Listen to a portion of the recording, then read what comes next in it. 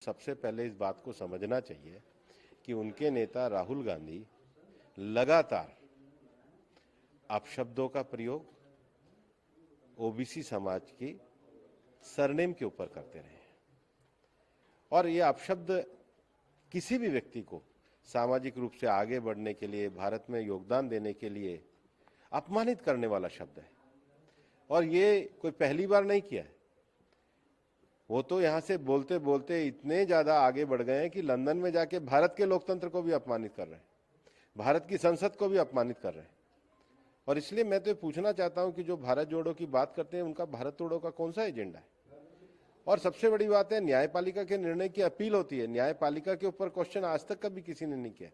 सबको इस न्यायिक प्रक्रिया का सम्मान करना चाहिए। वो न्यायपालिका का भी अपमान कर रहे हैं, वो संसद का भी अपमान कर रहे हैं और वो ओबीसी समाज की छोटी जातियों का भी अपमान कर रहे हैं। Sir, budget session wash out की तरफ जा रहा है, इसलिए हमारा तो ये मानना है कि अगर आप एक समाज विशेष को पूरी तरीके से इस प्रकार से अपमानित करते हो तो ये भारत जोड़ो नहीं, भारत तोड़ो है।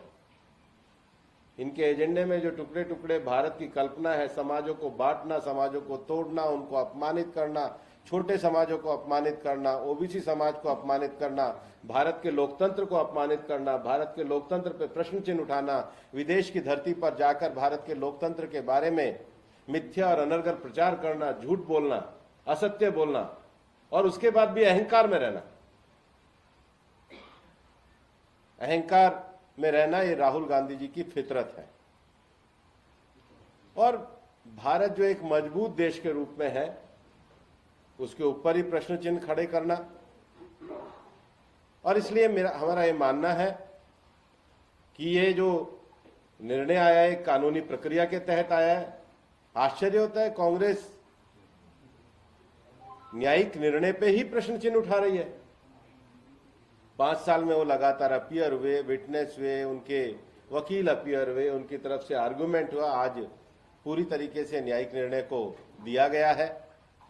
और हमारा ये मानना है कि कांग्रेस पार्टी और राहुल गांधी पूरे देश के ओबीसी समाज का सरनेम लेकर के जो उन्होंने अपशब्द कहे हैं उसके दोषी हैं।